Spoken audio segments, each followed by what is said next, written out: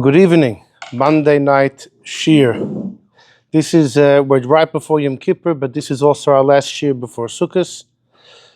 And tonight's topic is a Sukkot topic.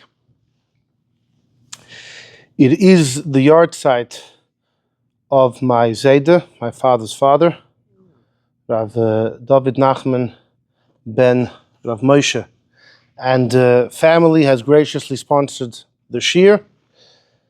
May our Zayda's neshama have an aliyah, an alichtik Gan Eden, and may he have not much nachas from his children and einiglich. May the whole family have lots of gesund and hatzlacha.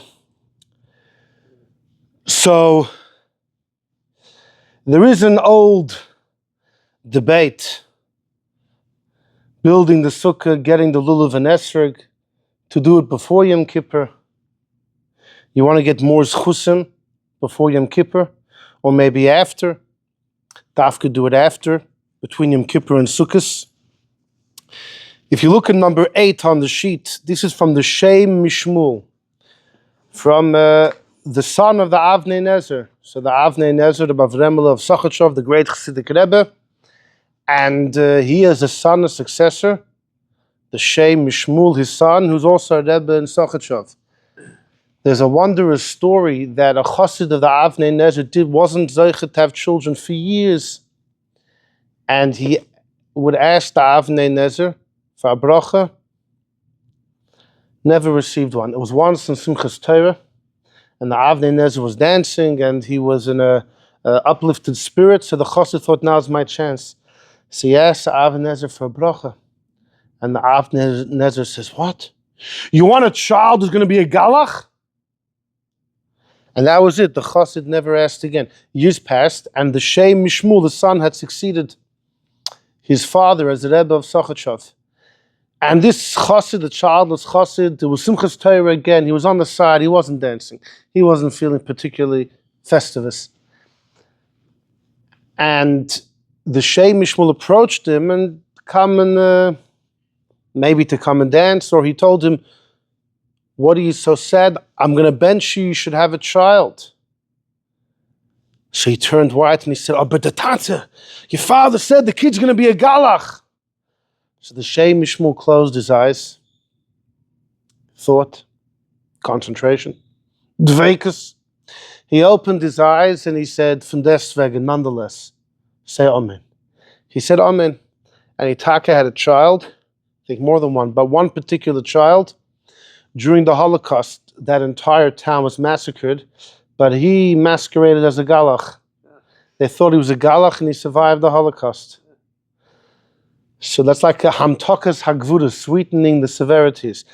The Avnei Nezer was destined that the child would be a galach, but the Shem Mishmul was able to use that as his ticket to life. Anyhow, the Shem Mishmul, he writes like this in number 8, V'shamanu ala kadoshim, we heard about the holy ones, b'der shel from the generation before us. They did not want to acquire an esrog till after Yom Kippur. Ba'amram, you know what they said? Lefi misas hatfila, according to the tefillah, kain mizdamen lahem esrog naki. Depending on how you daven Yom Kippur, that's the type of esrog you will receive. The more you concentrate, the greater the esrog. And more than that, saying with the tears and davening in kippur, you wash away any stains from the potential esrog. Madichin, you wash away the ksamim from their own esrog that they had not yet bought. Their potential destined esrog that exists wherever it exists, their tears on Yom Kippur would wash away whatever stains there may be.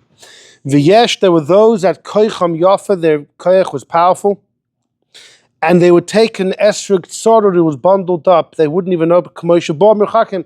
It came from a distance. They would take it bundled up. Here, there's lots of papers there. You can make sets. And they wouldn't look at it. They wouldn't open it till the first day of Sukkot. You really had to have self-control for that. To keep it closed until the first day of Sukkot. Here, that's number 2. This is number 1. And then they would open up for a mitzvah. And Vayinimtze Tamid Hadu Mehuder, and these tzaddikim who had that practice were always very pleasantly surprised to find a beautiful esrog. Hadar was beautiful, and Mehuder, etc. Anyhow, so he's documenting the practice of not to get the esrog until after Yom Kippur. But, of course, there's an old minig to get it before Yom Kippur, precisely for the reason that you want to accumulate as many schusim as possible before the big day. So therefore, I take the liberty tonight to speak about Sukkot, although we are before Yom Kippur. What is the topic tonight?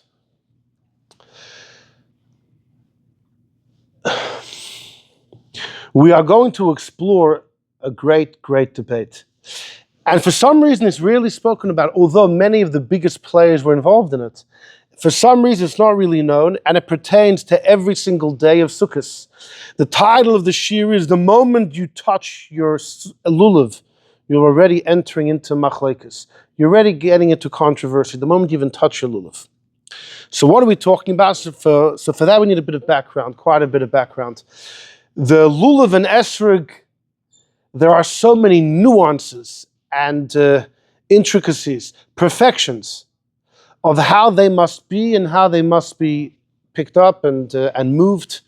The mitzvah is extremely, extremely detailed. As there were once two kids living next door to each other, a Christian, a Jew, and one day there's a knock on the door of the Jewish home. It's the Christian kid's father. And he tells the Jewish father, your son can't come over to play anymore. Why? What happened?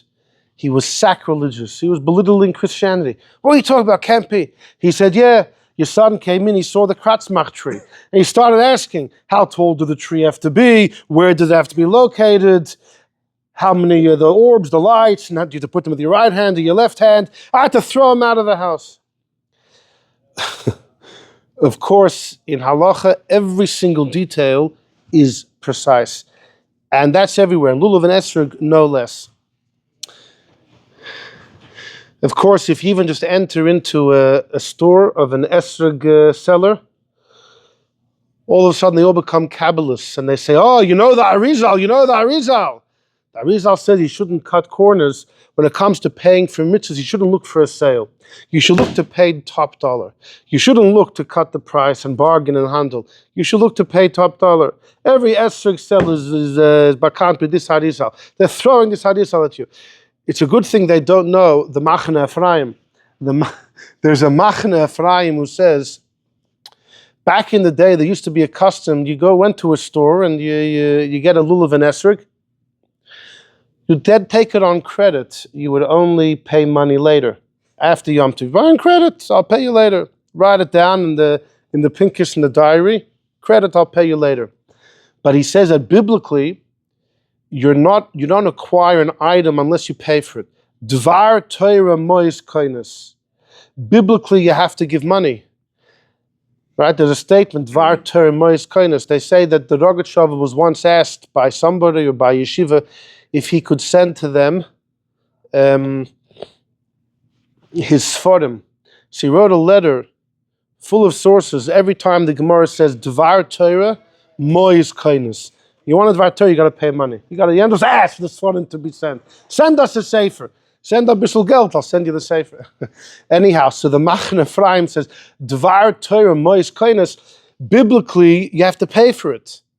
And biblically, the Lulav and Esrog has to belong to you. At least the first day. It has to be lochem shel lochem. It has to be yours, biblically. And if you don't pay for it, it's not biblically yours. So he said that is the minig of paying later. No. You got to pay up front, right? Anyhow, so if that was more known, I'm sure you'd hear that in every Esrog center as well. But so, many of us are familiar. Those that buy a Lulav and Esrog will be familiar with some of the particulars of what you want to find on the Esrog, the shape, the size. A number of years ago, I gave a shir shortly before Sukkot on a Yom Kippur topic. And after the shir, somebody was selling Esrogim, So an individual took an esrog and he approached me and he asked me a question about the shape and some spots. And someone tells him, what are you asking him for? You think the guy's a rabbi? You think the guy's a rav? Anyhow, so I understood my place very well. So I will not, until this point I haven't, and I don't know if I'll ever give a shiur on the particulars of the Lulav and the Esrog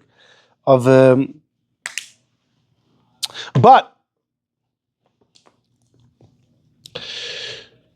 what we can talk about is the following. So join me in number one. Join me in number one is the Gemara in Sukkot. The Gemara in Sukkot, Daf Lamed Gimel quotes a Braisa, debate between Tanoim. The Torah says, "Ulakachtem lochem," you should take pre-eitz hadar, an esrog, kapois tmorim, which is a lulav, and anaf eitz office, the hadassim and arve nachal, the adovis. So the Torah says clearly there's mitzvah to take the arbe minim, the 4 minim.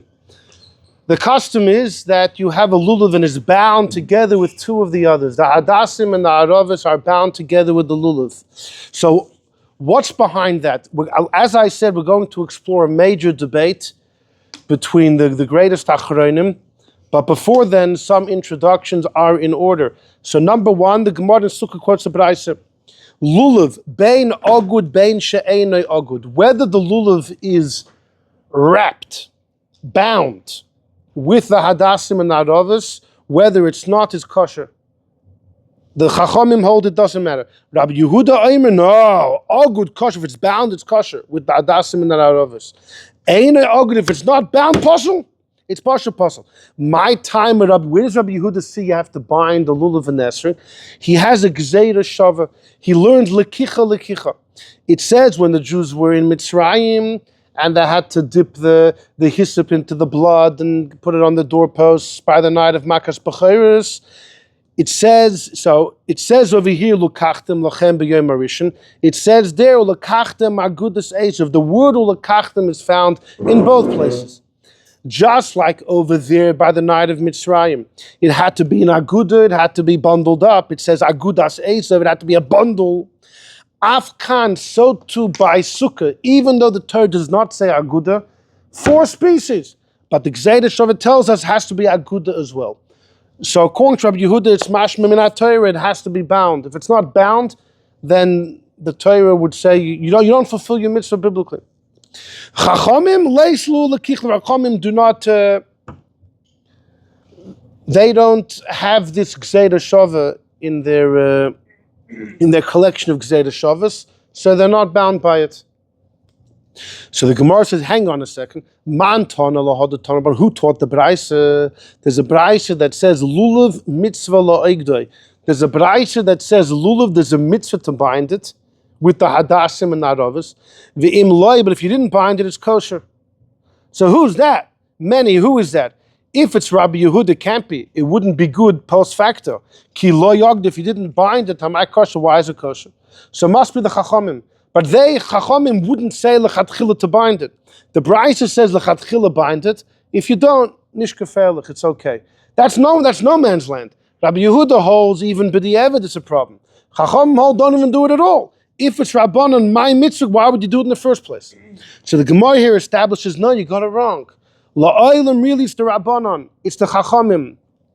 Chachamim hold lechatchila you are supposed to bind it as well. Mitzvah mishum zekeli va'anveyo. There's a general law in Masechta Shabbos. The Gemara says hisnoya lefonav b'mitzvahs. Anveyo means adorn him. You should adorn God's mitzvahs. A lulav na, sefer Torah na, things should be nice. So therefore, having the lulav, if all 4 species are separate, it looks like a balagan. I mean, things are falling, things are flying. It's not neat. Neat is nice. Right, Bachram?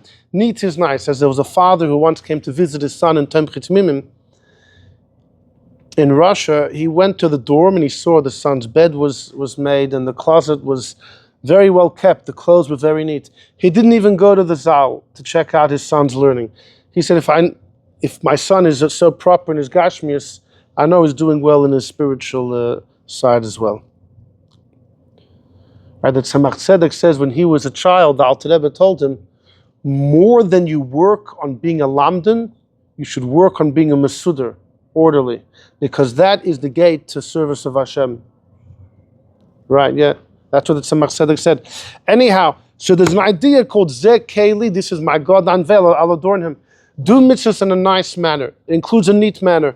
So the 4 species, at least Lulav, Hadassim, and Aravas should be bound.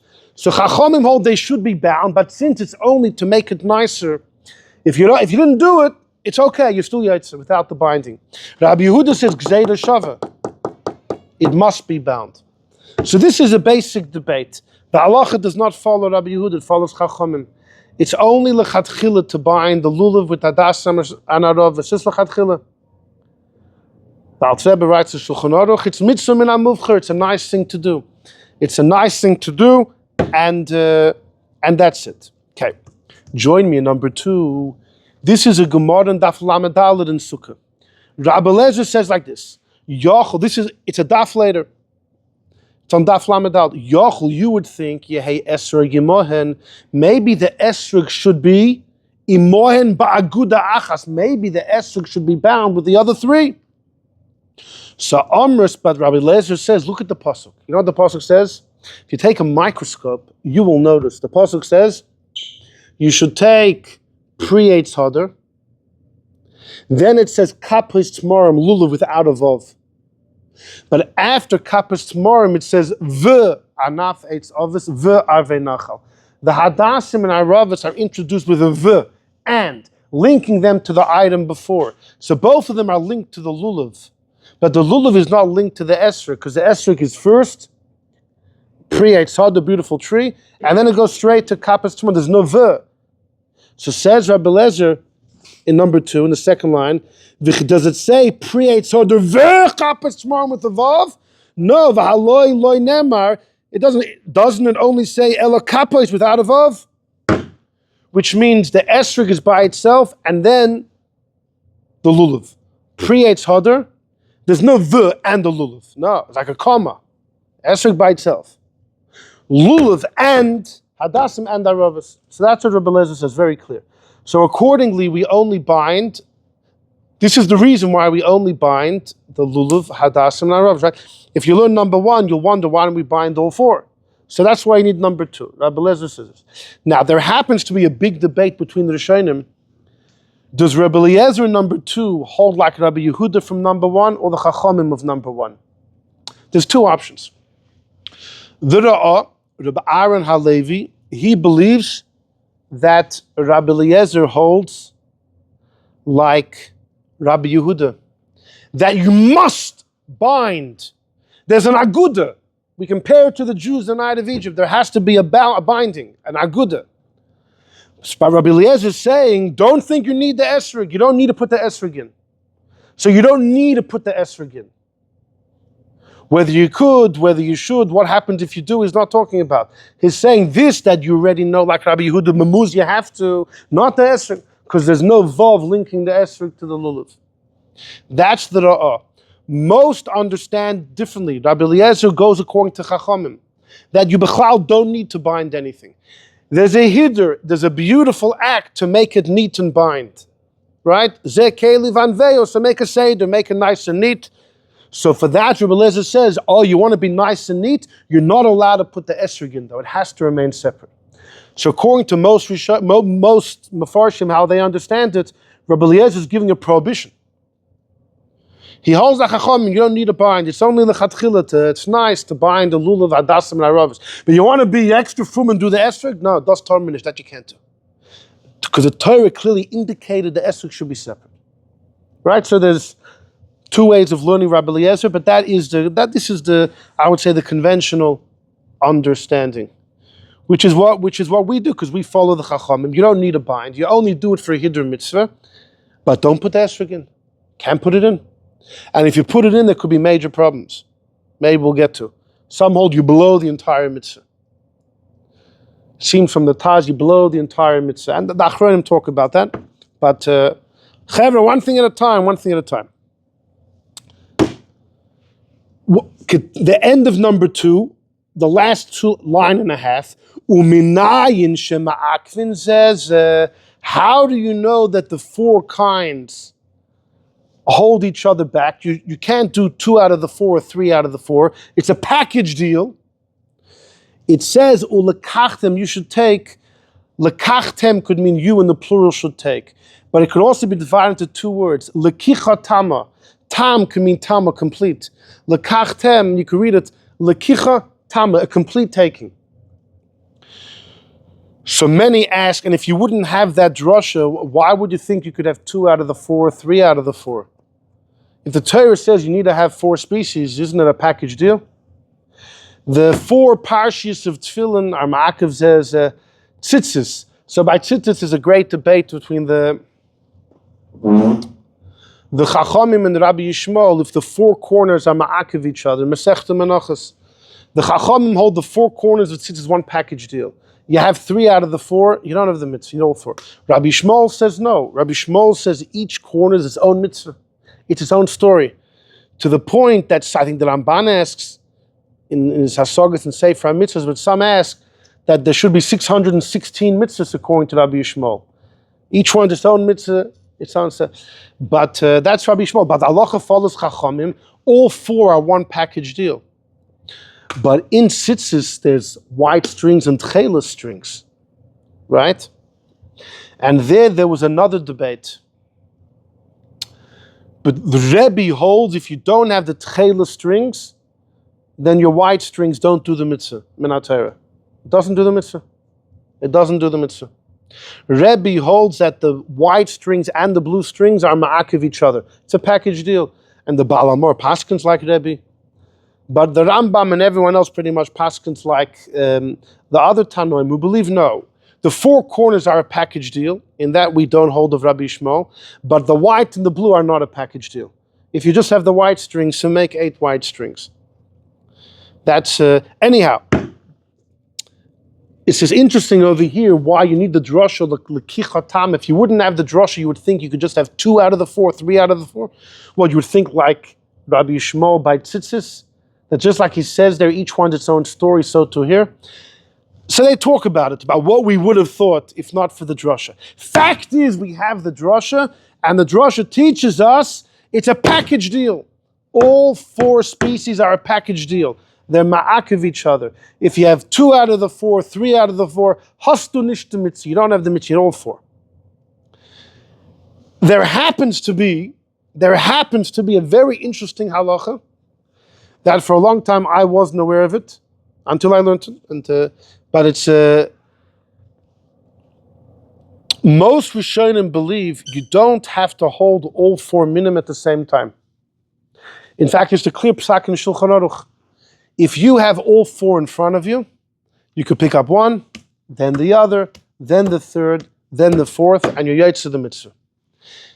That's actually, it's from the Baal Halachas Gedolos, it's the Bahag, but the Rif, everyone is talking about this, and it's brought in Shulchan Aruch. It's brought in Shulchan Aruch. This is the halacha. As long as they're in front of you, you don't have to pick them up at the same time. When the Braisa here says they're ma'akev each other, means if you only have 3, you're missing 1 portion. But if you have all 4 here, you could do it 1 at a time. Who disagrees? Rabbeinu Tam. Rabbeinu Tam holds you have to hold all 4 simultaneously. Rabbeinu Tam believes you must hold all 4 simultaneously. And the Avnei Nezer writes in a letter that Rashi agrees to him. Because Rashi writes in the opinion of Rabbah that is talking about, Rabbah says there's an issue if leaves are going to fall off the Lulav or the Hadassim or the Aravas and they're going to get wedged between the different species, then they make a chatzitza. They interrupt between the different species, and it would be a problem.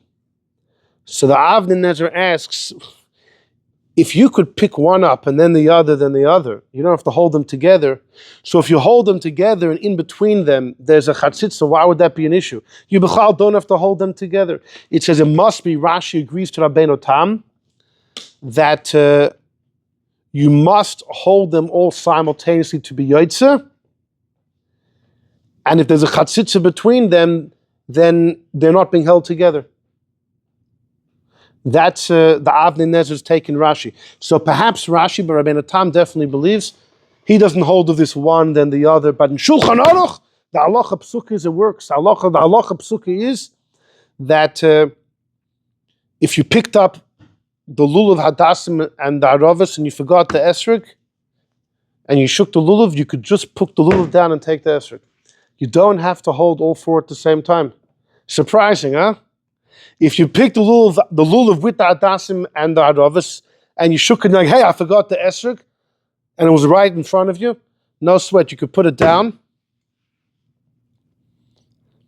The other ways also fine? Yeah. When do you make the bracha? Well, if you made the bracha on the, so it depends. If you made an interruption of dibur, then you would have to make a new bracha on the esrog. If you didn't make an interruption, it's broad. Yeah, sure. You could look. There's a nusach of a bracha on all four minim. Yeah.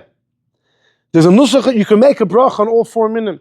The same thing, if all of a sudden you did it and you realize that the arava is gone or the hadassim is gone, right? Then you spoke, you made a hefsek, and you pick up the... So if the fourth min b'chlal wasn't there, then what you did was worthless. It has to be all four in front of you.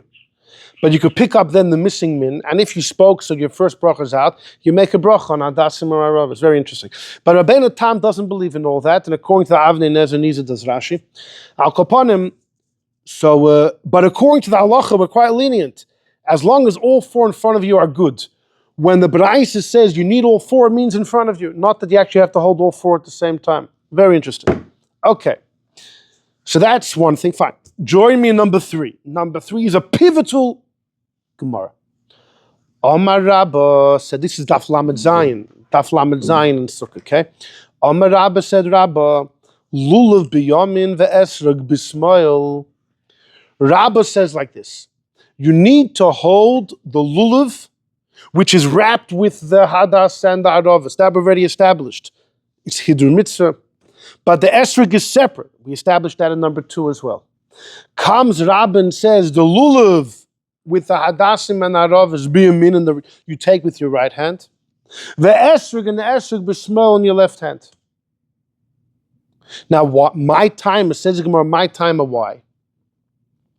What's the question? Is the question, flip it, do the lulav in the left, the esrog in the right? Or is the question, why can't you hold it all in one hand? What's the Gemara Shaila, my timer? So I'll get back to that. I'll get back to that. Relax. Says the Gemara, you know why? Heni plus a mitzvahs. The lulav with the hadas and arav is 3 mitzvahs. And v'hai, the esrog is chada mitzvah, is only 1 mitzvah. So the lulav is more prestigious than the esrog because it has 3 mitzvahs there. And we know that the right hand is more choshev than the left. And right, you put, even when you get dressed, the right before the left. And right, if you want to slap someone, punch someone, do it with your right hand, right? You always do it. So the right hand picks up the lulav and the hadassim and the aravas. Okay, and this is what we do, right? This is what we do. We pick the lulav in the right. Hold on a second. These are 3 mitzvahs? The lulav, hadassim are 3 mitzvahs? What does it even mean? Right? What does it mean it's 3 mitzvahs? L'chayra, it's all 1 mitzvah. All 4 species are 1 mitzvah. All 4 species are 1 mitzvah. By tzitzis, so Rabbi Yishmael holds all 4 corners are separate mitzvahs, but therefore he holds they're not ma'akev each other, they don't hold back. Because Rabbi Yishmael holds each of the 4 corners a separate mitzvah, they're all a separate story. Each one's a separate mitzvah. They don't hold, if you're missing one, the other 3 are still 3 mitzvahs. But by Lulav and Esrog, we established the number 2, it's a package deal. It's 1 mitzvah, it's 1 package deal. So a Lulav and a Hadas and Arav is no closer to the finish line than an Esrog. Yeah. Why are you able to make a bracha on each one separately? No, the case we mentioned before was if you already picked up all 3, you have to pick up the last one to finish the mitzvah. So you're doing a chiyuv deraisa by picking it up on the first day. You make a bracha. You're doing a chiyuv deraisa. You're finishing the mitzvah. That's when you're on the final lap and you're finishing. When you pick up the 4th min in the case we said before, you are now doing the mitzvah deraisa. Until then, from 0 to 75 is not the mitzvah yet. It's the last 25 that gets you the mitzvah. So it's interesting terminology. Heni tlosa mitzvahs. If you look at number 12 at the bottom, this is from the Baal Shem Tov, in Keser Shem Tov. The Baal Shem Tov, Ukoloshin Hazeh Amra Baal Shem Tov Zal. The Baal Shem Tov said, Afilu Malach Michal, even Malach Michal, the greatest of all the angels, Hayanois Kol Avodah, he would give away all of his service and his understanding of godliness. Afilu for one mitzvah. Afilu rak avur, let's read the words, for mitzvahs tzitzis achas midalot tzitziyos. Malach Michal would give away everything that he had to perform one mitzvah. Not even just, he chose example of tzitzis, but he said one corner of tzitzis. Achas, one of the corners, one of the four corners that each Jew has. So the Rebbe wrote a long note on this. So the Rebbe immediately sends us to Rabbi Yishmael. This makes sense according to Rabbi Yishmael that each corner is a separate mitzvah. But he said, why did the Baal Shem Tov choose mitzvahs out of all tzitzis out of all the mitzvahs? Malach Michal couldn't be envious of any mitzvah, of matzah, of shofar, of anything. Why particularly did the Baal Shem Tov single out Malach Michal's envy, or why is Malach Michal particularly? I mean, what's the word of tzitzis? So in number Gimel, this is the Rebbe's third answer to the question. He said, Dalet Tzitzias, we're just under number 12, in the Rebbe's footnote, the four corners of Tzitzis are connected the four chayas on the Merkava, on the chariot and of Yechezkel, that the Eibishter sits on. So and there are four chayas, there are four animals, spiritual animals on that chariot. And Vahamis Atef, if you wear Tzitzis, it's as if you rectified, you were masakin the kursaya, the chair of the Eibishter, the Tikkun Zohar says. The four tzitzis is like making for the Eibishter throne. So you would think Malach Michal doesn't need tzitzis. Malach Michal doesn't need tzitzis. Because tzitzis at best is like making God's throne. Malach Michal is on the throne. He is constantly, he's one of the chayas, like the Zohar, he's one of the chayas of the Merkava. And that's the chiddush, that even though you would think tzitzis punk he doesn't need, he's even envious of tzitzis. That's the word. V'oimer, that's the word of the Baal Shem Tov, that nonetheless he would give everything away. And then the Rebbe says, now you understand why the Baal Shem Tov said that even for one corner of tzitzis, because Malach Michal was one corner of the chariot, because he was just one of the animals of the chariot. That's where the loshon of one of the corners comes from. But still, by tzitzis, you have Rabbi Yishmael, that each corner... That it was divisible. Like you can't, shofar is not divisible. Right? When you're Baal Shem Tov, you want to make a strong point. No. You say tzitzis, and even only one of the four, which is like even... Right. One of the... Right, the chiddush is that it's not a real mitzvah. If you hold like Chachamim, not like Rabbi Yishmael, and he would still give away. So here's the thing. Generally when it comes to mitzvahs, there's a big shaila about chatzi shir on mitzvahs, half of the amount on mitzvahs. When it comes to a loy saseh, so we paskin like Rabbi Yochanan, right? If you have a kazayas of treif, you get malchus. Half a kazayas, so Reish Lakish says minat Torah, it's mutter, it's only also from the chachamim. Rabbi Yochanan said it's also deraisa, even half of the shir, or even less than half of the shir. What about when it comes to a mitzvah saseh? Do I say, if you have a half a kazayas of matzah, is there like a biblical inyan to eat the matzah? So there's a big debate, huge debate about this. The Chidah believes there is an inyan. There is an inyan in Chatzi Shir, but we've spoken about this in the past. The Shagas Arya is also a big believer that in mitzvahs, if you don't have the full amount, you don't have a full kazayas of morah or kazayas of matzah, at least eat what you have. And according to them, it seems like there could be even a biblical command to eat what you have. Just like by a loisas, if you don't have the full amount, it's still also to eat. You just don't have the full amount to get whipped. So to buy a mitzvah, if you don't have the full amount to get the full credit, but maybe you're mechuyev to eat what you can.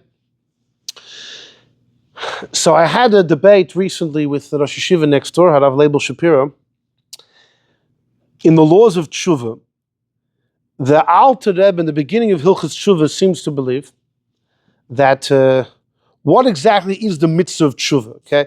Somebody has robbed 10 banks. Okay, I'm not going to rob banks anymore. That's not called tshuva. The laws of theft demand that he has to stop robbing banks. The mitzvah of tshuva is more than that. The laws of theft would just say, okay, don't rob the 11th bank. Tshuva demands you to accept upon yourself never to do it again for as long as you live. That the laws of theft don't demand you to do. You take each case as it comes. Tshuva would say you take upon yourself forever. Tshuva may also mean you have to regret what you've done in the past. The laws of theft would just say you could be happy you stole 10, but don't do the 11th. Tshuva may include you have to have charata on the past. The Alter Rebbe doesn't mention charata. Just accept never to do it again.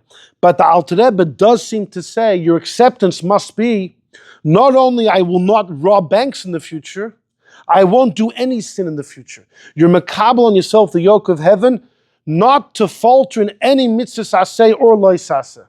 And only accepting that upon yourself is considered tshuva. Not to rebel in any law, in any sense of God's word. Which on the one hand seems that tshuva is very difficult, because who feels that, a certain aveir, I feel bad, I won't do it again. But that means I have to take achlot on all the other 612. It's very difficult. At some point, there are a few places where the Rebbe says the opposite. That you could do tshuva on each aveir individually. You don't have to accept all 613. You could take care of one issue at a time. And in footnotes, the Rebbe would say, but, remember what we explained in the Alter Rebbe. So how do you explain the two? How do they fit together? Does tshuva have to be on the entire Torah mitzvah, or you could take one mitzvah at a time? So, I posit that perhaps the resolution is, by tshuva there's a shear, there's an amount.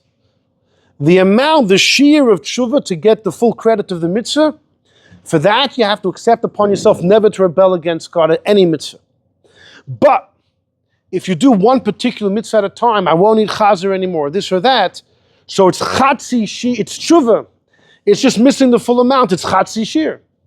It's chatzi shear. And according to the Chidah and the Shagas Aryeh, you have the biblical essence of the mitzvah. Just not enough. You got to do it on many more mitzvahs. You're only doing it on one. What are the other 612? Okay. So you have to add. You're missing in quantity, so you have to add. But you have chatzi shear. So that's why there is a biblical existence of tshuva for each mitzvah on its own. But you need the totality of all 613 to get the full mitzvah, because that's the shear, that's the amount. Rabbi Shapiro vehemently disagreed. He believes that chatzi shear by anything is only when you have the item and you're just lacking in quantity. But if you're lacking in quality, then it's nothing. It's like on Shabbos we say you can't pick up an item from your home, transfer the domain, and then place it in the street. Akira from your house, Hoitzah to the outside, Hanocha in the street. That's the biblical, all three factors are required to violate biblically. But what if you only did 2 out of the 3? So what if you picked it up, you walked outside, but you never stopped? Or you never picked up the item before Shabbos or something, you never did an Akira on Shabbos. You only have 2 out of the 3. So almost everyone believes that's not called chatzi shear. It's 2/3 of the malacha. No. 2/3 of the malacha, you don't have the crime yet. You don't have the crime. You haven't started the crime. The famous distinction that chatzi shear is when you eat a bit of chazer. It's pig, it's pork. You didn't have enough. You ate matzah, just not the full kazayas. But if your action doesn't have all the components of the biblical action, that's called chatzi malacha. That bechlal, you haven't even entered into the arena. So Rabbi Shapiro believes if the Alter Rebbe Hilchos Tshuva says that Tshuva Kabbalah's oil, you have to accept the yoke of God to the point you'll never rebel. If you say, I won't rebel in one mitzvah, but I will on the others, that's not called Kabbalah's oil. You're not lacking in quantity. You're lacking in quality. If you're still okay violating other aveiros, you b'chlal haven't accepted the yoke of heaven that's demanded from you. That was his take. My personal feeling, not that any of you asked for it, but I will tell you it could be Rabbi Yosef Engel, the Rogatchover discuss if all 613 mitzvahs are considered one unit. Does God have one will or 613 different wills?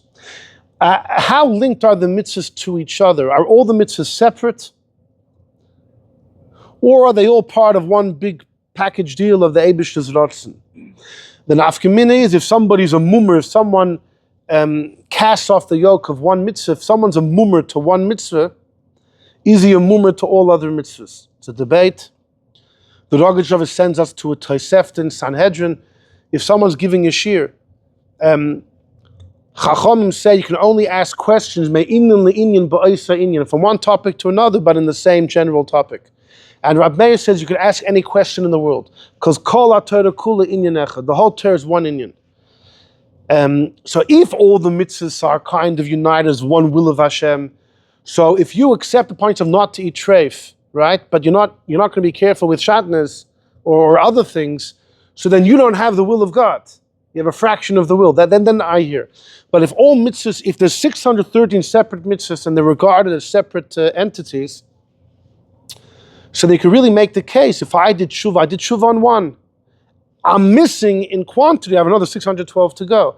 But then I think you could make the case that you have the essence of tshuva here. You're lacking in quantity. And then you could answer the contradiction we asked. On the one hand, the Alter Rebbe who says you have to accept all mitzvahs, that's just the sheer, the amount. The Rebbe says each particular mitzvah is an inyan. Yeah, that's mitzvah chatzi shir. You have a bit of the essence. And we said the Shagas Aryeh and the Chidah believe that by mitzvah aseh, there's also an inyan of chatzi shir. Anyhow, when it comes to plugging that into over here by Lulav and Esrog, on the one hand, we saw in number 2, it's ma'ak of each other. It's a package deal. Okay, a debate, Rabbeinu Tam and Rashi versus the others. What if you have them in front of you? But everyone agrees you need to at least have them in front of you. It's a package. All 4 come together. It's one mitzvah. And yet in number 3, Rabbah says the reason you pick the lulav and esrog in your right hand is because it's tlos mitzvah. It's tlos mitzvah. It's a very interesting idea. It's as if these are 75% of the mitzvah and the esrog is only 25. I don't know.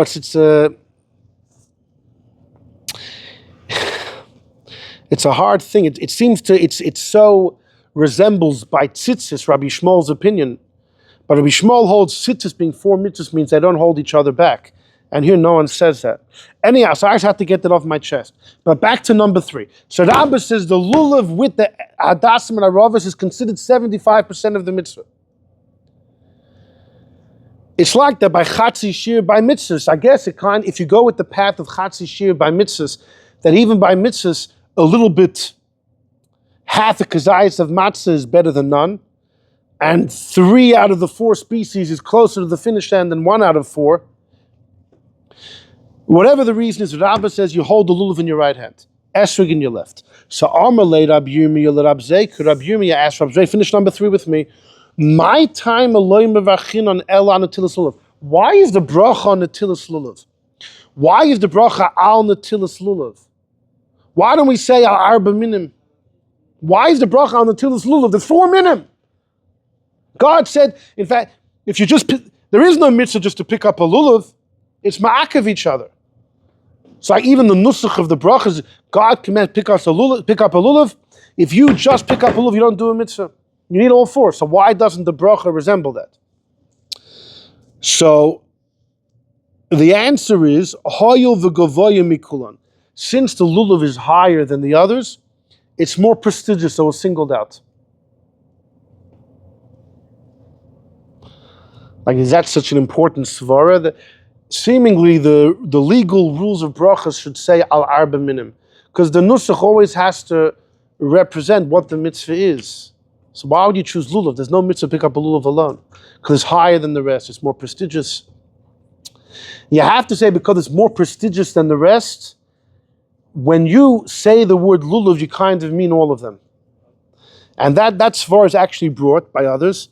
But either way, continue. So hold on a second. So Rabbi Yirmiyah v'ligvei le'esrog. So why don't you pick up the esrog v'livrich? The hadassim and aravas have to be bound with the lulav, and the lulav has to protrude a tefach above them, right? That's the halacha. The lulav is supposed to protrude a tefach above the adasim and aravas. But the esrog is not bound with the other three. So you could hold the esrog above the lulav. So maybe the esrog is taller. So Rabbi Yirmiyah is saying we should push, the bracha should be on the esrog. Why is he pushing the esrog? So some say because the esrog, Bochrim, you know what the Zohar says? The esrog refers to the woman. Pre-Eitz Hadar. What does pre-Eitz Hadar mean? The fruit of a tree. Hadar means beautiful. Does beautiful refer to the fruit of the tree? Right? Old question. The Zohar says the tree was Adam. The Eibishter opened him up and took a rib and created Chava. Chava is the pre. Adam is the eitz, and Adam was Hadar. Adam was beautiful. But Chava is there. Chava was that pre-Eitz Hadar is Chava. It's the woman. So the Esrog resembles the wife, and the Lulav resembles the husband. So because the husband's taller means anything, it means nothing, right? The husband's taller, as if that means the husband gets as the Meshulach knocks on the door of a home, and a few minutes later, a man opens the door, and right, his shirt is half open. He's all ruffled. His hair is everywhere. His face is red. So the Meshulach says, "I'm here to speak to the master of the house." So the guy says, "Good, you came at the perfect time. We're sorting that out right now." Just because just because you're taller, you're older means nothing, right? So the Zohar says the Esrog refers to Chava. In the Pasuk as well, the Esrog is the first one mentioned. So the Gemara is saying maybe the bracha should be an Esrog. It's shorter, lift the Esrog up. So Amalei Rab Zreika says, no. Hoyil ubeminoi gavoya mikulan. Since it's in the species how they grow, a lulav is very tall, palm tree. In essence, the lulav grows higher than the others. That's why it's chosen for the bracha. So, what do you see from this Gemara? A few things. The bracha is on the lulav. The lulav must be in the right hand, the esrog in the left. So, join me in number 4 immediately. Number 4 is the Magen Avraham. The Kasav Beis Yosef B'Shem, the Orchos Chaim, the Aaron of Lanel. Di'im notal shneim biyodai achas. If you took both in one hand, lo Yotzei, you're not Yotzei. The Gemara in number 3 is not just telling you the lulav in the right, the esrog in the left. It's telling you if you held them in one hand, you b'chlal don't fulfill the mitzvah. Why? Because it doesn't say v'kapis with the vav, referring to Rabbi Eliezer's argument in number 2. In number 2, Rabbi Eliezer said, why don't you bundle the lulav with the esrog with the others? Because it says pre-Eitz Hadar, there's no vav with kapis tmar separating the esrog from the lulav. So we thought it meant, okay, the esrog shouldn't be bundled up. Says there Chaim more than that. Not only the esrog can't be bundled with the other 3, it can't even be held with the other 3.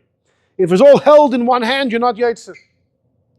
If it's held in one hand, you're not Yotzei. That's the opinion of the Magen Avraham. That's the opinion of the Orchos Chaim.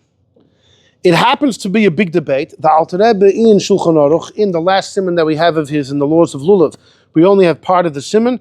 He quotes first the opinion of the Orchos Chaim Magen Avraham, and then he quotes the Taz. The Taz says, whoa, the Taz says, whoa. Rabbi Eliezer was saying the esrog shouldn't be bound with the others. That's what he said. It can't be bound, but not to be held in the same hand. He never said that. The Taz holds if you hold them in one hand, you're Yotzei. But the Magen Avraham quotes the Orchos Chaim in one hand, you're not Yotzei. Yeah. It's true if you can hold both in the same hand, then how could you ever, according to the day in the Gemara, how could you ever have an esrog the size of 2 hands? If that's the shear of an esrog, if you have to end up holding it with that same hand. So you could pick them up. We said one after the other. One after the other. So that's a big debate. What if you held them in one hand? But then there's another shaila.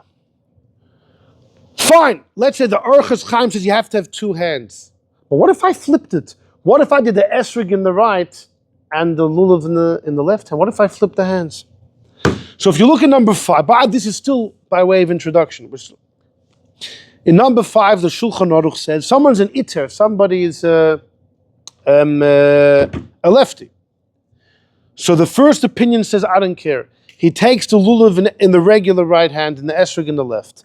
Because we're going to follow the right and left of society, not him. V'yesh says the Ramon, no, we follow his particular condition as a lefty. And he should take the lulav in his right, which means his left, his more powerful hand. He should flip it. V'chein nagu v'chein ikr. V'chein ikr is that the lefty does it, his stronger hand takes the lulav, fine. But then the Ramah says, im hipich, if he flips it, Yotzei is Yotzei. The lefty is supposed to take the lulav in his left hand, which is called his right hand as a stronger hand. But if he flips it, it's okay. So number 6 says the Magen Avraham, it's mashma that anyone could flip it. Afilu misha einit, even if someone is not a lefty, if you flip it, you're Yotzei. If the lefty, anyone could flip it. In other words, Eve, the Magen Avraham said in number 4, the Orchos Chaim says in one hand's a problem, it has to be 2 separate hands, fine. But what if I flip it? I have the esrog in the right, the lulav in the left. Says in Magen Avraham, it's mashma Yotzei. But then he says, Rabbeinu Chananel holds not. Or Matzasi, he said, the Gemara in Daf Mem Beis says something very important. Look at number 7. What's the Gemara in Daf Mem Beis? Rabbi Yossi's opinion, Ta bidvar mitzvah. If somebody broke Shabbos accidentally while he was doing a mitzvah, since he was doing a mitzvah, he's considered justified in his actions, so his breaking of Shabbos is not held against him. He's potter for breaking a korban chatas. It's called ta bidvar mitzvah. You made a mistake doing a mitzvah. Famous idea.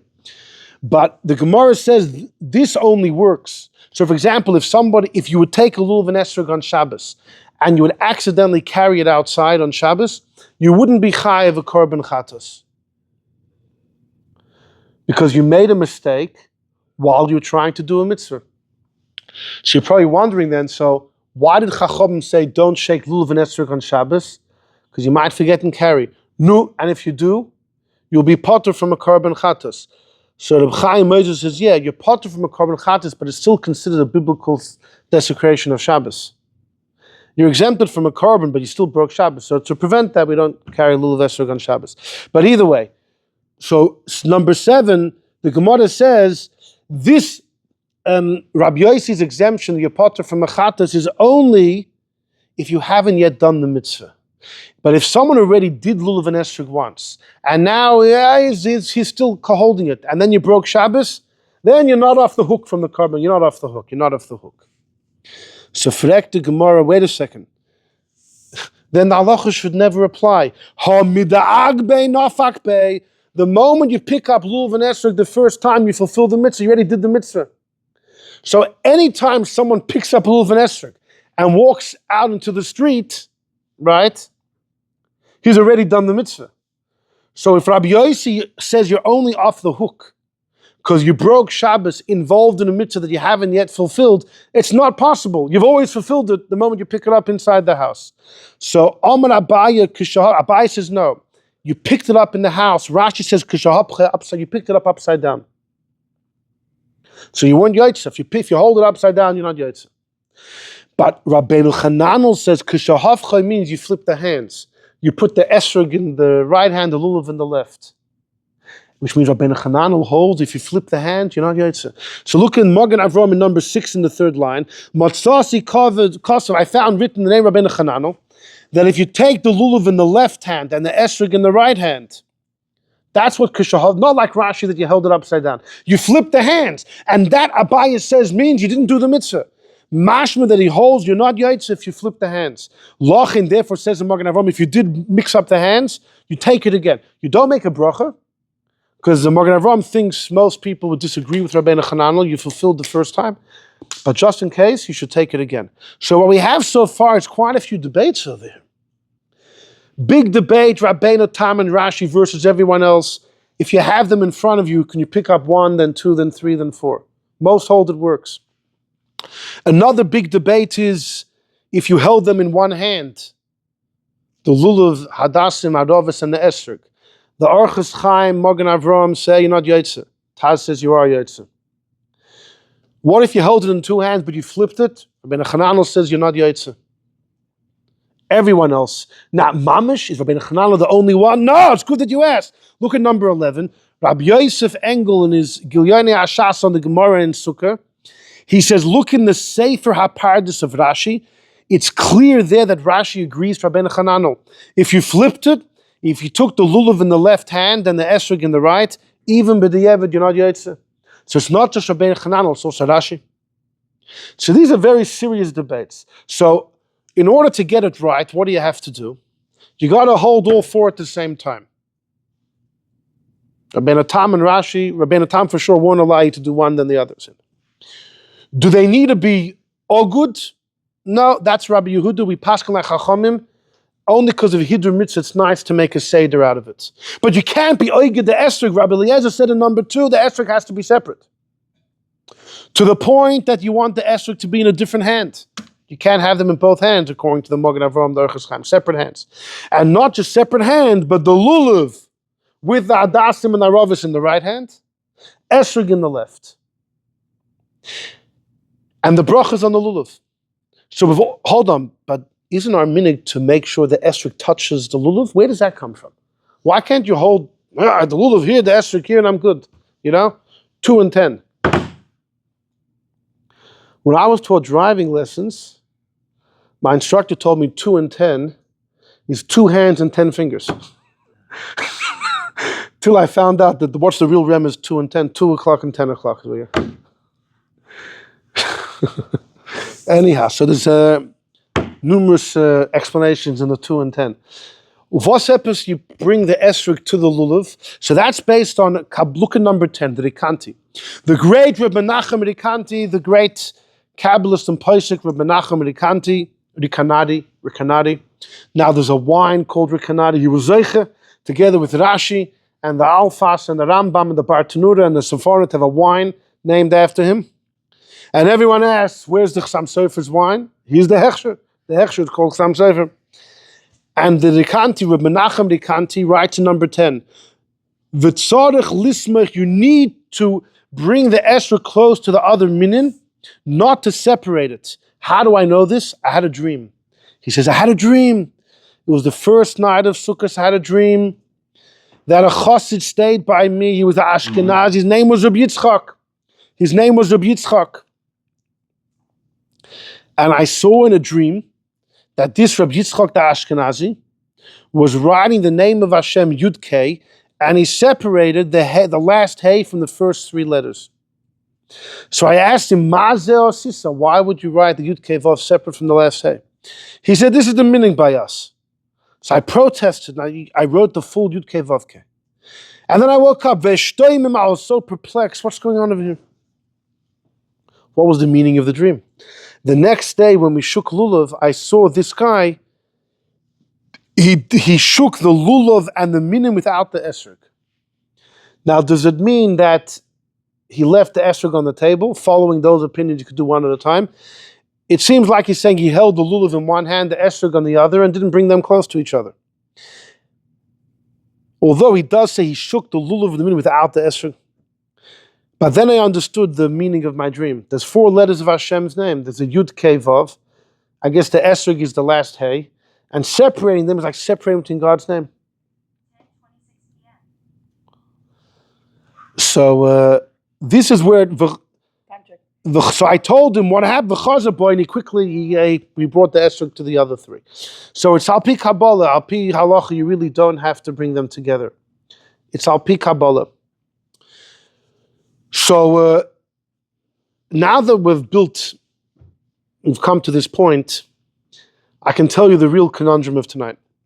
And that is, so the lulav is wrapped with hadassim and aravas. Okay? You make the bracha on the lulav. You're going to hold it in your right hand. What do you pick up first? Your lulav or your esrog? What do you pick up first? Your lulav or your esrog?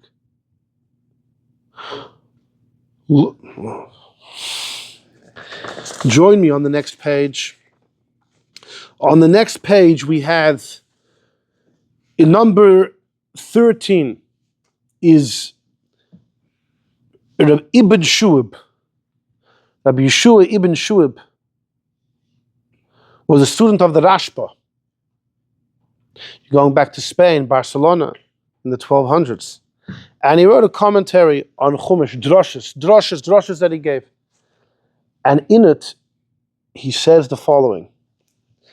He says, Shamati, I heard in number 13, Sheyesh la'adam, lahakdim, you should pick up the esrog in your left attack, your left hand, but you first pick up the esrog, and afterwards the lulav in your right hand. He says, you're supposed to pick up the esrog first.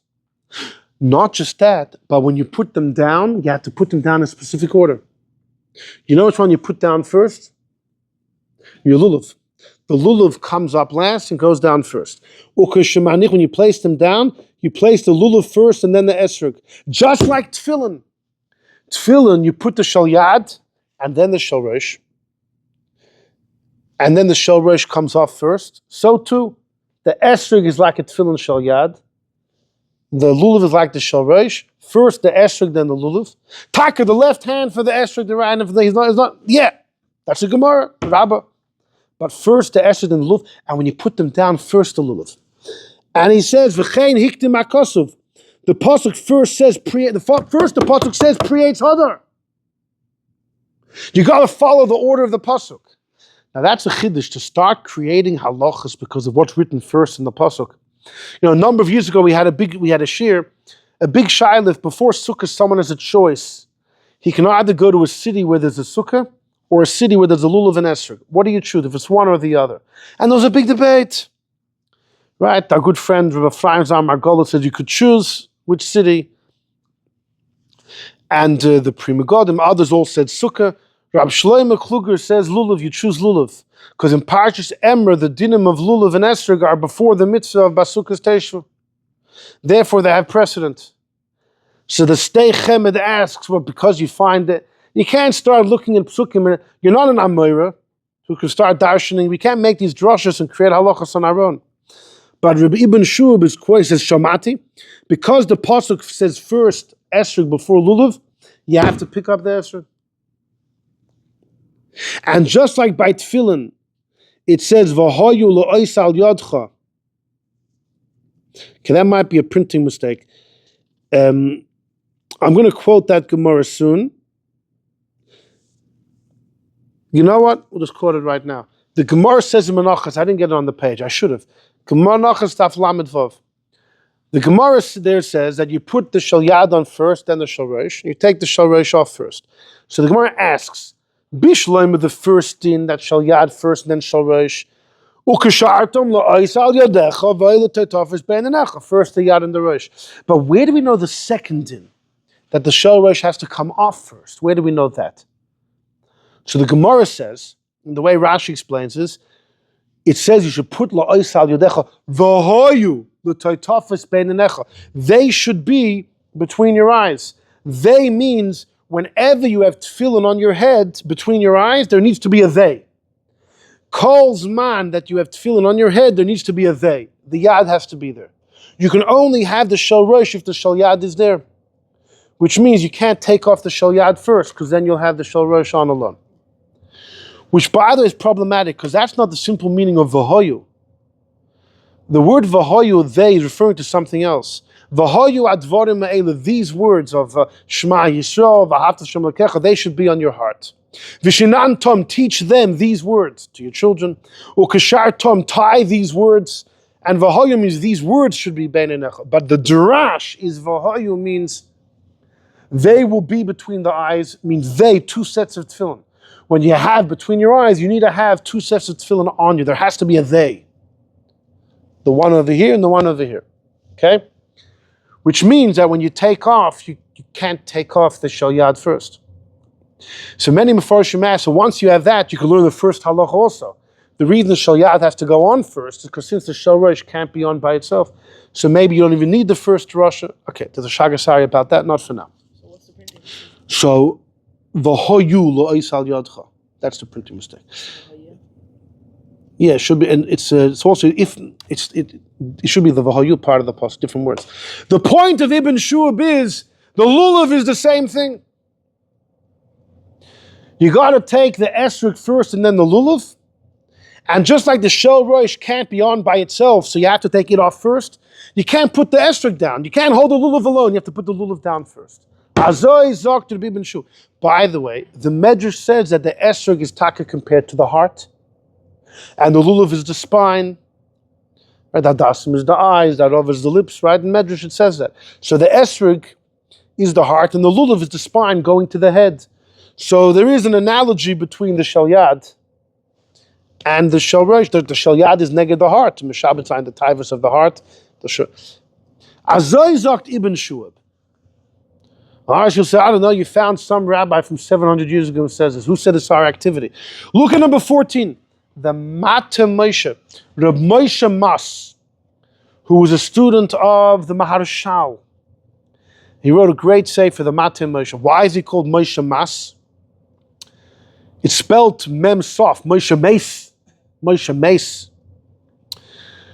So one theory is that his father had died, and when rumors were spreading about the death of his father, accidentally rumors spread about his own death as well. So then he was found to be alive, but they nicknamed him the dead one because people thought he had died. A more intriguing story is that one night this Reb Moshe Mas got a message from the shul. There were a minyan of dead people had made a minyan in the shul, and they needed him to come. And he came in the middle of the night, and they were laning, and he had, one version says he had his talis and tefillin, and he made a bracha on the Sefer Torah. They needed dead people? Yes. Lots of stories. You've never come here late at night over here and heard interesting noises here. Spirits, yeah, it's a big thing in Jewish, I dare say folklore. But no, in Jewish tradition. In yonim of dead people, spirits. Now, you say with the bracha was levatala. Well, if he had already gone to sleep and woken up, it could be he has to make a new bracha anyhow on Birchas HaTorah. But yeah, so that's why they called him Moshe Mace, the dead one, because he joined all the dead in their minyan. Anyhow, the Mata Moshe says in number 14, you take the lulav in your right hand. Why? Because it has 3 minim in it. Right? Like the Gemara said, because it has 3 parts of the mitzvah. But he gives a similar dover. Leiv chacham liyaminai. The pasuk says the heart of the wise man is to his right. Chacham is gematria lulav, 68. So like the lulav should be to the right. Esrog on the left. But the Ibn Shub says you should pick up the esrog first in your left and then the lulav. And when you put it down, or you give it to your friend, you give the lulav first, just like tefillin. And Taka, the pasuk first says esrog. And just like by tefillin, whenever the shel rosh is on the head, it has to be accompanied with the shel yad. So that's why when you take them off, you must take off the shel rosh first. So too, whenever you're holding a lulav, you must be having both. The lulav cannot be held alone, and therefore you have to put the lulav down first. If you put the esrog down, you'll be violating and holding the lulav alone. So the Mate Moshe quotes it. So all right, the Mate, who else quotes it? The Shalah. The Shalah. Let me look at number 16. Look at this story about the Shalah. This is in a sefer of Oyel Naftali. It's about Naftali Ropshitzer, who was a student of the Chayz of Lublin. Look what it says over here.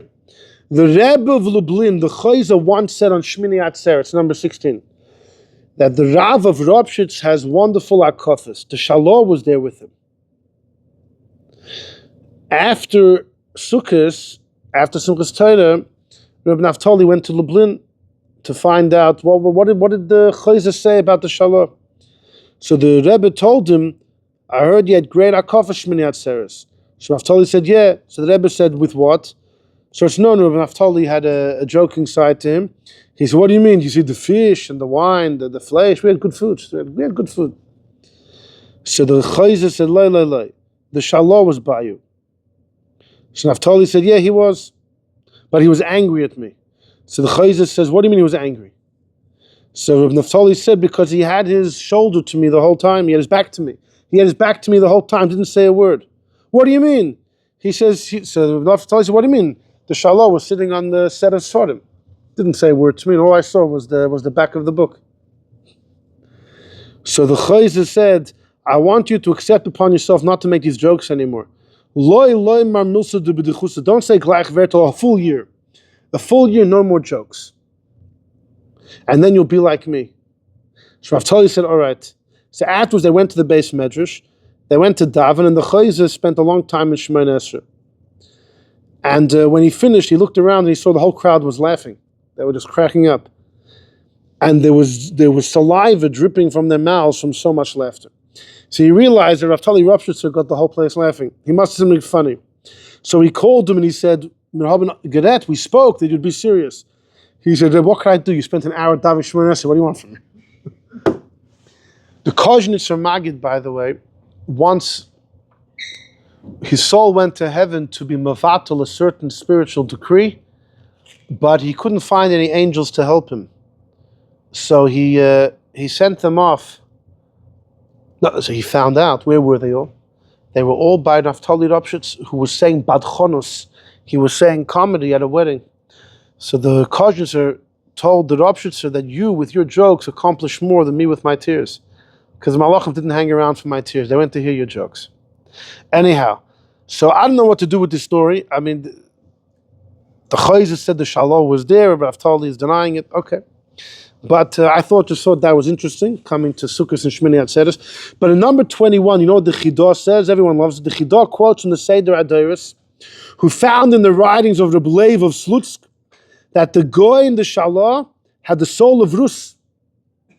A woman's soul, Rus. And that's why in all the psukim of Rus, every pasuk begins with a vav, except for 8. And the Rosh Tevis of those 8 psukim are Yeshaya Beis Aleph Hey. Yeshaya ben Avram Halevi. All the psukim start with vav except for 8, and those 8, the beginnings spell out Yeshaya Beis Aleph ben Avram Halevi. So the Chidah said it's a mistake, it's meant to be Beis Aleph Lamed ben Avram Levi, but the same idea. The Shalah, the soul of Rus. One great story of the Shalah is that when he, in the end, the last 10 years of his life, he moved to Eretz Yisrael. Before then, he lived in a number of cities, but famously he was in Prague. And in Prague, he once had his students eat by him.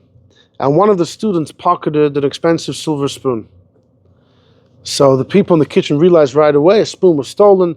And the Shalah did a small investigation. Didn't take long till he discovered the culprit, one of his students. And the student was so ashamed and embarrassed, he went frei. And he rose in the ranks of the Goyim very high till he moved to Israel and he became a tax collector, a very wealthy tax collector in Israel. Years later, the Shalom moves to Israel. He doesn't know what happened to this student of his, but the student who apparently was living in Jaffa, the story is recorded by the Ben Ish Chai in his Ben Yehoyada in Bab Metzi and Perek Ela Metzi quotes the story that he was this wealthy guy was in Jaffa, in Tel Aviv, in Jaffa, and when the Shalah came there, he immediately recognized him. The student recognized the Shalah. He told the Shalah, "Come, you with your attendant, come to my house." Invited him to his house. The Shalah came. Somehow the Gvir sent the Shalah's messenger away, and the Shalah was there alone. The Gvir says, "Come, let me show you some rooms in my house. Look what I have." And he took him from one room to another, down corridors and through down staircases. And they came to one room. And then this guy closed the door, took out a huge knife, a machete, a sword. He tells the Shalah, "I'm going to kill you. You're not coming out of here alive." And the Shalah says, "What's going on over here? Shah! Rabbi, Shah! Say vidui, repent. Say confess, or I'll murder you before you have a chance to confess." The Shalah realizes that's it, time's up. So he confesses with his full heart, and he says, "Shema Yisrael," and he waits for the sword to come down on his neck. Instead, he feels the guy's neck on his neck. And the guy says, "Rebbe, don't you recognize me?" So he says, "What?" He says, "I was the guy who stole the spoon. I was so embarrassed. I fled from Yiddishkeit. I made it in life. Haven't seen you for years. I finally saw you." He says, "I know you're a holy man, Rabbi. I don't doubt that. And I know you came all the way to Israel to end your life in a very holy state. But I know that your soul has one stain on it. You know what the stain is on your soul? Me. I wanted you that after you die, you shouldn't have to go to Gehenna and have to answer for what happened to me. So I wanted to put you through some heavy repentance in order that this will hopefully clean any remnant of my wrongdoing, so you won't have to suffer on my account. It's like, someone goes fry and blames a teacher. It's all your fault. What right does he have to say to stain in the Shalah's soul? Anyhow, either way, the Shalah writes in number 15, don't you know the Ibn Shub in Sukkot? And he quotes the Ibn Shub. But the Shalah then says, I have a problem though. You know what he says? If you shook Lulav and Esrog, how are you going to give it to your friend? You have to put down the Lulav first, because you can't hold it alone. But your friend has to take the Esrog first. How could you ever give someone the Lulav and Esrog? He says he can't. But he says, what do you mean? There was an old minhag that it was a big honor to stand right next to the chazan, so that when the chazan gets to halal and he shakes right away, you could get Lulav. But how could the chazan give it to you? He says he can't. There needs to be a small table. And the chazan or anyone that uses the Lulav and Esrog has to put the Lulav down. And then the Esrog down. And then the next guy could take the Esrog and then the Lulav. Okay, but just because you don't want to take from the... No, people were giving it out. All right, but that's... people weren't taking the Esrog first anyhow, so it wasn't... Right. So the Shalah is going with this. Not just the Shalah, the Magid Avraham, who the Alter Rebbe's Psakim are almost completely based on. In number 17, says the Magid Avraham, the Yesh Lito, the Shulchan Aruch says you take the Lulav in the right and the Esrog in the left. Says the Magid Avraham, you should take the Esrog first, but take it first. And when you put it down, you put the Lulav down first, like Tefillin. Don't you know the Matei Moshe? And then he quotes the Shalah, when it comes to your friend, you got to put it down on a table first. The Magid Avraham pastures this way. You got to take the Esrog first. Then he quotes another thing. The Avud Raham quotes from Ibsad Yagon that the spine of the Lulav has to face away from you. This was a huge debate. The face of the Lulav faces you, the spine faces away. And Avud Raham says some hold it the other way, the spine faces you, which is the way we do it. But Avud Raham says we should line up Ibsad Yagon. And says the Magid Avraham in the Shiltei Geburim, many people hold that way. But the Shalah was Machriya. The Shalah says the spine should face you. So that Shalah, Minim Chabad, is to follow. Because the Arizal also ruled that way, that the spine follows you. But that Shalah we follow, the spine follows you, faces you. Not Ibsad Yagon, the spine faces away. But what happened to the other Shalah? The Magid Avraham quotes with no debate. The Minim Chabad is not to take the Esrog first, we take the Lulav. What do you mean? There's a Ibn Shub, there's a Matei Moshe, Shalah, Magid Avraham, everyone's passing like this way. Like, what's going on? Where did we go wrong?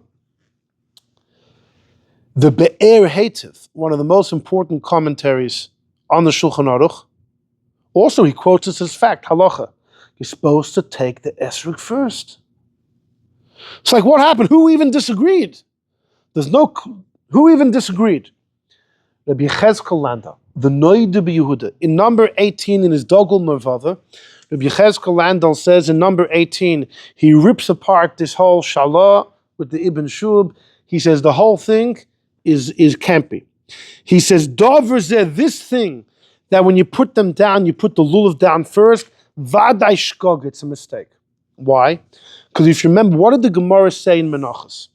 The Gemara said in Menachos Taf Lamed Vav, I understand why you have to put the shel yad first and then the shel rosh, because that's what it says in the Chumash. First and then tetafos bein. But why, when you take it off, do you have to be careful to take off the shel rosh? And for that, the Gemara said, the way Rashi explained, because of tetafos bein. Whenever you have something in your eyes, there has to be a them. You have to have both. There's no v'hoyu by the lulav and esrog. The Torah just says take the esrog and lulav, but there's no v'hoyu by the lulav. So that whole din doesn't apply. Ilki says in the second line, Vadai touch a mistake, Pashat. So the second din that you have to put down the lulav first, that's just rubbish. You can't compare that to tefillin. By tefillin is a pasuk of v'hoyu. But what about the first din? That just like by tefillin you take the shel yad first, because that's first in the pasuk. So too here. The pasuk first says esrog, then lulav. So maybe that, at least the first part of the Ibn Shub is good. He says, no. Afilu lechatchilu, to take the esrog first, I think you can't learn from tefillin. There's narichas dvarim. But he said, you know what the biggest problem is? How the Magen Avram forgot a Rambam, he forgot a Taisus, he forgot a Rosh, he forgot a Tur, that all say you take the lulav first. What's he talking about? He's talking about the famous conundrum every day of Sukkot. How in the world are you supposed to make a bracha on lulav and esrog? On the one hand, every bracha has to be made over l'asiyosem before you do the mitzvah. On the other hand, you can't make it too early. You can't make a bracha and then start looking for your matzah. You have to have the matzah in your hand. The tefillin has to be ready to tie. It has to be ready on your arm. So by lulav and esrog, to make a bracha without holding them, it's too in advance. You have to be holding. You have to hold the mitzvah, the item, in your right hand.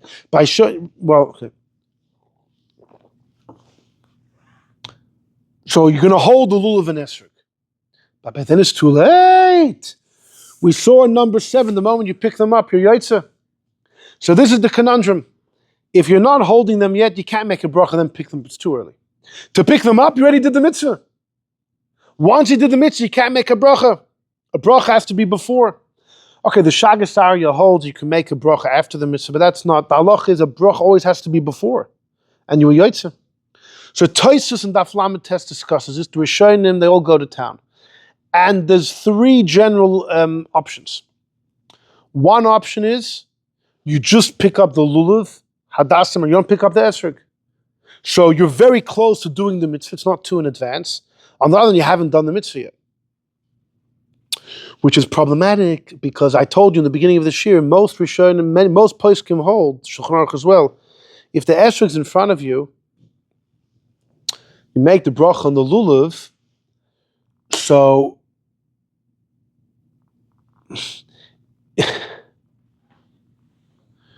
you're kind of already in the middle of the mitzvah. Now you haven't fulfilled it yet, but you've already started the mitzvah. This is an issue that our good friend Rabbi Ephraim Zalman Margolius deals with in his Yad Ephraim. You see, according to Rabbeinu Tam, you have to hold all 4 at the same time. So if you're not holding the esrog, you're holding 3 out of 4. But according to other opinions, that if they're in front of you, the mitzvah's already started, you could then put down the lulav and pick up the esrog. So you might already be in the midst of the mitzvah. You might be in the midst of the mitzvah. That's Ephraim Zalman Margolius' problem. Whatever, leave that. But, so that's one option. Take it simply. You hold the lulav, hadassim, and aravas. You definitely yet haven't finished the mitzvah because you haven't picked up the esrog. So make the bracha. Option number 2 is you hold the esrog upside down. Make the bracha and you flip it. Option 3, which the Vilna Gaon is actually a big fan of, is you pick it up, but you have in mind, I'm not being Yotzei until after the bracha. The issue with that is, to tell people to do that is hard to legislate people what to think. Very hard to do that. Another issue is, there's a Machloikes, Rabba, Rab Zeir, Masechta Rosh Hashanah, do mitzvahs need kavanah? Do you have to want to do the mitzvah to be Yotzei? And the Rishonim debate who the paskin like. And there's a whole group of shittas that hold mitzvahs don't need kavanah. So the moment you pick it up, you're Yotzei. So you'll have in mind not to be Yotzei.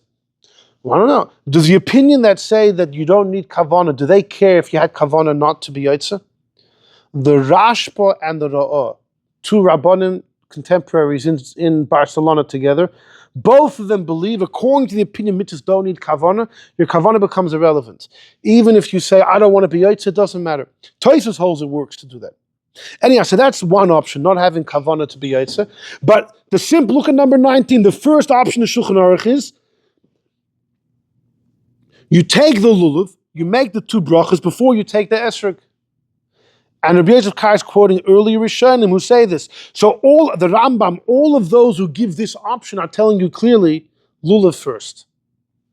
So the Dogul Mervav in number 18, nobody wants to know, how could the Magen Avram quoting the Shalah and Ibn Shub forgot about all this, the Rosh, the Tur, Tosfos, the Rambam, who said that you have to take in order to get out of the conundrum, none of them said take the esrog first, then make the brach and pick up the lulav. They could have said that, none of them did. They all said the lulav first.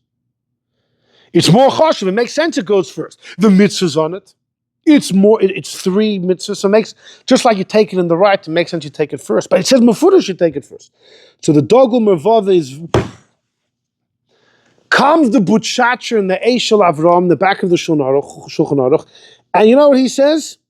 He says, I don't think the dogel mervava is trying to argue in all the Gedolim. He's expressing his displeasure. He's not displeased with the custom. He's only telling you if you don't do it their way, it's also okay. But even he agrees, you should follow the Magen Avram. According to the Eishel Avram, it's really unanimous. Even the Dogel Mervava wasn't arguing on the... Now that's a funny way to learn the Dogel Mervava, if we could say that. The Dogel Mervava said this Pashat a mistake, a shkaga atos. It's very hard to say that he's only like the Eishel Avram. If you want to do different, it's okay. He doesn't seem to be endorsing the Magen. He seems to be ripping it to shreds. Which is, in fact, most people that don't follow the Magen Avram say because we pass like the Dogel Mervava. He ripped this to shreds. But Takel Chori, his kasha is a major kasha. The first thing, that the Ibn Shub and all of them said when you put it down, make sure you put down your lulav first. Because we compare it to tefillin, whenever you have the shalrosh on the head, you must have the shalyot on the arm. That's because there's a pasuk there that says v'hoyu. Whenever you have on the head, there has to be a they, there has to be multiple tefillin. The pasuk doesn't say v'hoyu, that there should be a they when you're holding the lulav to make the same drasha. So it seems to be a meridika problem. So number 2, the Chassam Sofer. The Chassam Sofer said it's taka big kasha, but you know what he says? The Chassam Sofer's trick was always to look things up. He says, my trick in learning was never to rely on anybody. I always check the source. He says, I checked the source. If you look in the Matei Moshe number 14 or in the Ibn Shub in number 13, he says, I realized that they learned the Gemara in Menachos different than Rashi. Rashi says, why is it that whenever you have the Shel Rosh, you must have the Shel Yad? Because of the Vahoyu, which is plural. Which I said is problematic, because Vahoyu B'Pashto is talking about the words of Shema and Vahavta, not the double tefillin. Says Chassam Sofer, if you look carefully at the words of Ibn Shub, you'll see that he learned the Gemara differently. The Gemara in Menachos meant, you know why whenever you have the Shel Rosh in your head, you have to have both? It's not because of Vahoyu. It's because the Pasuk says, first Shel Yad, then Shel Rosh. You know what it's telling you? You can only have the Shel Rosh provided you have a Shel Yad. Which means 2 dinim. When you put it on as Shel Yad first, you can't have the Shel Rosh. The Shel Rosh can only be if it's preceded by a Shel Yad. So when you put it on as Shel Yad first, and when you take it off, it has to be the Shel Rosh first. You can't have it on its own. It's not from the word Vahoyu. It's just from the flow of the pasuk. That same flow, says the Chassam Sofer, is by the Lulav and Esrog. It says take an Esrog, then a Lulav. Same drasha. You can only reach point B if you went through point A. Lulav can only have if you have an Esrog as well. So therefore, putting them down as well, you can't put the Esrog down first, because then you'll be having a Lulav without an Esrog. So the Chassam Sofer wants to defend the psak of the Magen Avram.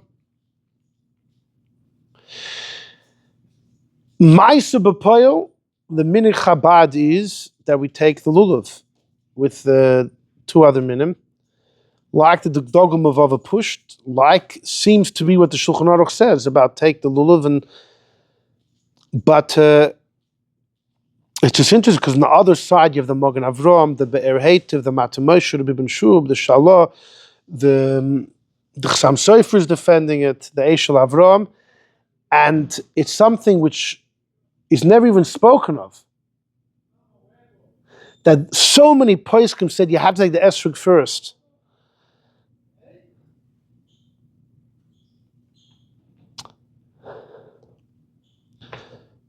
Yeah. Ma'aseh b'poel, the Minim Chabad is not to do that. There's a sefer called L'Mkutei Maharich. Yisrael Chaim Friedman. He was a Chassidish Rav, times of the Rebbe Rashab. So he brings a debate and he says that you could choose what you want to do. So many quote him as saying, whatever you do is good. Whatever you do is good. So if you do see someone picking up the esrog, making a bracha, the lulav is nicht gefährlich. The only thing is like this: if you're going to pick up the esrog first and then make the bracha, you're making a bracha when the mitzvah item is not in your right hand. You need the mitzvah item to be in your right hand when you make the bracha. So you take the esrog in the right hand. The esrog b'chal doesn't belong in the right hand, the left hand. So it could be this is just an issue, a technical issue with the whole Shalah Ibn Shua business is, if you're going to take the esrog in the left hand first, but when you make the bracha, you can't take the lulav, you do the mitzvah already. Before you take the lulav, you're holding it, you need to have the mitzvah item in your right hand. So maybe that's the reason why in Chabadis we take the lulav first in the right hand, partially because that's the way you want to make the bracha. If you did the other way, like the Vilna Gaon's way of not having kavana to be Yotzei till you make the bracha, you could pick up the esrog in the left, then the lulav, you make a bracha, then you have in mind. Or you pick up the esrog maybe upside down. But the Minim Chabad is we follow the Rambam, the Shulchan Aruch, that you make the bracha with one species in your hand, the mitzvah item has to be in the right hand. And the Bapel is the lulav that goes in the right. So maybe that's the reason we don't follow this. Okay, Yishukaya Chevra.